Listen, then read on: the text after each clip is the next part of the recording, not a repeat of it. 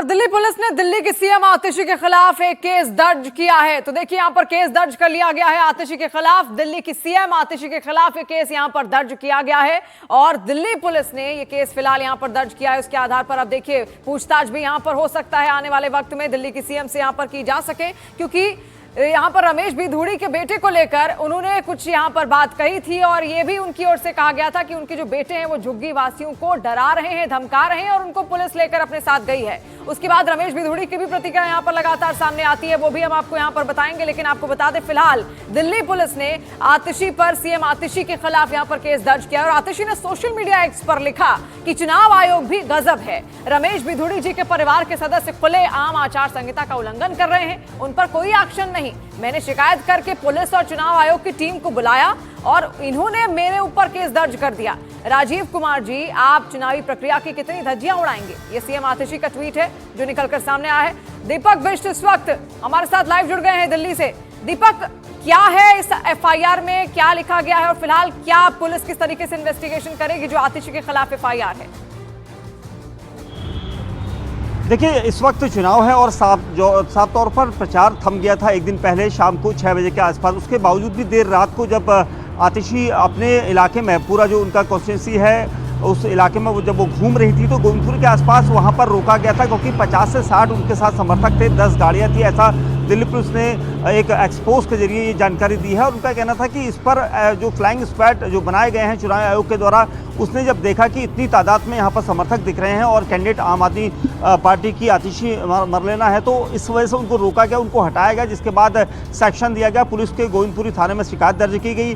BNS की धारा 223 लगाई गई है, क्योंकि ये यहाँ पर जो सरकारी काम में जो बाधा होती है वो यहाँ पर कही गई है। उसके अलावा ये पूरी जो कंप्लेंट होगी उसकी शिकायत जो दर्ज कराई गई है, उसके बाद एफआईआर में पुलिस जवाब मांग सकती है, क्योंकि जिस तरह से उल्लंघन किया है। और साथ ही पूरा घमासान रहा था कालका जी की इस विधानसभा सीट पर देर रात, क्योंकि राजनीतिक पार्टियों का जमावड़ा अलग अलग रहा था, क्योंकि वोटरों को रिझाने के लिए लोग रात को निकले थे और यही पूरी भीड़ को यहाँ पर देखकर रोका गया था फ्लाइंग स्क्वाड के द्वारा। जी दीपक, बेशक अब यहाँ पर जो पुलिस इन्वेस्टिगेशन है वो यहाँ पर की जा सकती है। बहुत शुक्रिया तमाम जानकारी के लिए। और इस बीच सीएम आतिशी ने गोविंदपुरी थाने में शिकायत दर्ज करवाई है।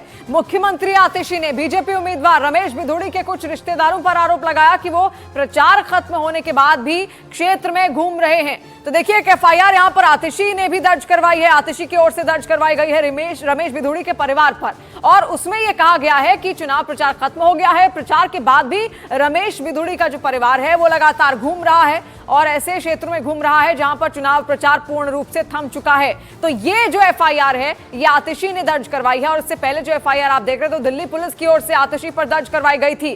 तो ये 2 अलग अलग एफआईआर हैं जिनका जिक्र हम यहां पर लगातार कर रहे हैं। देखिए प्रचार खत्म होने के बाद भी ये कहा गया आतिशी की ओर से कि जो रमेश भिधूड़ी के बेटे हैं मनीष भिधूड़ी, उनकी ओर से लगातार झुग्गी वासियों को धमकाने का काम किया जा रहा था। जहां जहां पर भी झुग्गी वाले क्षेत्र थे वो वहां पर पहुंच रहे थे और झुग्गी वासियों को धमका रहे थे। जावेद इस वक्त हमारे साथ जुड़ गए हैं।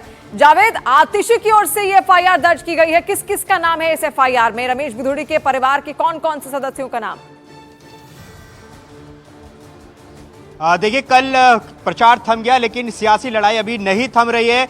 अब से थोड़ी देर बाद आतिशी, मनीष सिसोदिया और दुर्गेश पाठक एक प्रेस कॉन्फ्रेंस करेंगे, लेकिन अब मामला दर्ज हो गया है। आतिशी के खिलाफ 2 एफआईआर दरअसल दर्ज हुई है। एक आतिशी के खिलाफ हुई है, एक आतिशी के समर्थकों के खिलाफ हुई है, जिसमें कहा जा रहा है कि उन्होंने पुलिस का काम रोकने की कोशिश की है। इसके अलावा जो रमेश भिधूड़ी के समर्थकों पर भी एक एनसीआर दर्ज हुई है। तो ये पूरा मामला सियासी बवाल जो है वो कालकाजी विधानसभा में पूरी रात चला। दरअसल सबसे पहले आतिशी ने एक ट्वीट किया कि जो मनीष भिधूड़ी हैं, और ये दावा किया कि मनीष भिधूड़ी रमेश भिधूड़ी के बेटे हैं, वो झुग्गियों में जा रहे हैं, वो वहां पर लोगों को धमका रहे। तभी आतिशी पहुंचती हैं और समर्थक वहां पर पहुंचते हैं और उसके बाद पूरी रात ये बवाल चला। उसके बाद 2-3 वीडियो और उन्होंने जारी किए जिसमें बताया कि पुलिस ने वीडियोस बनाने वालों को ही डिटेन कर लिया है। तो ऐसे में आम आदमी पार्टी के अपने दावे और आरोप हैं, लेकिन रमेश भिधूड़ी ने भी उन पर पलटवार किया और ये खारिज किया है कि जिसको मनीष भिधूड़ी को वो उनका बेटा बता रही है, दरअसल वो उनका बेटा नहीं है। दो बेटे हैं, एक दिल्ली हाईकोर्ट में वकील है, दूसरा विदेश में है।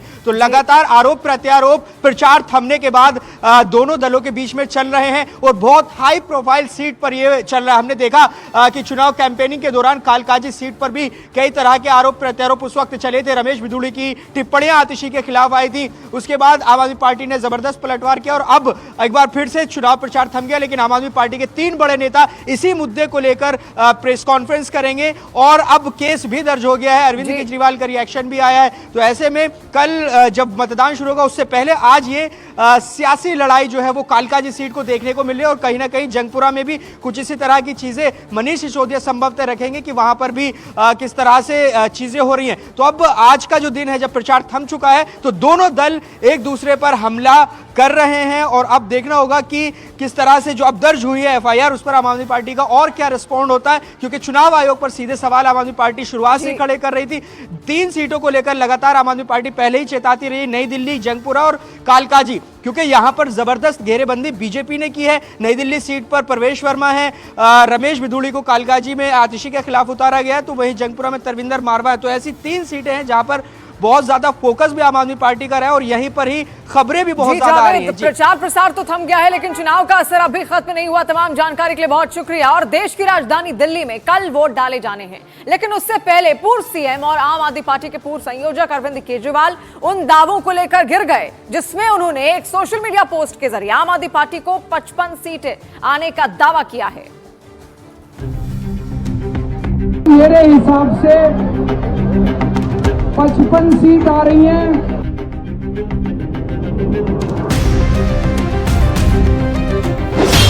दिल्ली विजय की भविष्यवाणी।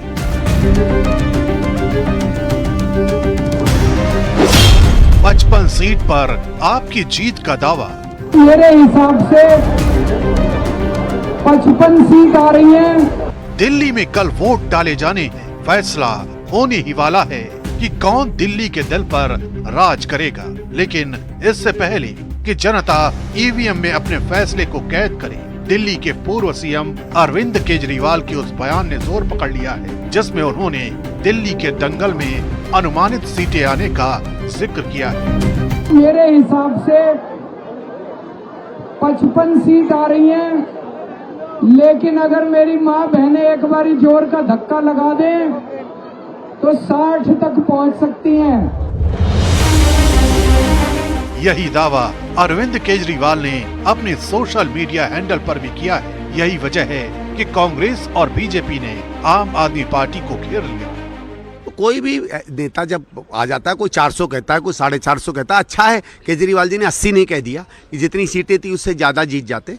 वोटर वोट डालेगा और वोटर इनको हराएगा। उन्होंने कहा कि महिलाएं और बहनें थोड़ा धक्का लगाएं, तो मैं बता रहा हूं कि दिल्ली की महिलाएं, बहनें और सभी युवा साथी और सभी लोग वर्ग बहुत जोर से इनको धक्का देने वाले हैं और वो धक्का इतना जोर से पड़ने वाला है कि अरविंद केजरीवाल अब दिल्ली की सत्ता से बाहर होने वाले हैं।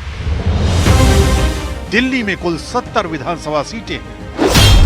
2015 के चुनावों में आम आदमी पार्टी को 67 सीटें आई थी। 2020 में 62 सीटों पर आपने जीत दर्ज की थी, लेकिन इस बार खुद अरविंद केजरीवाल ने 55 सीटें आने का अनुमान जताया है। यही वजह है कि दिल्ली चुनावों में वोटिंग से पहले आम आदमी पार्टी के आत्मविश्वास पर सवाल खड़े किए जा रहे हैं।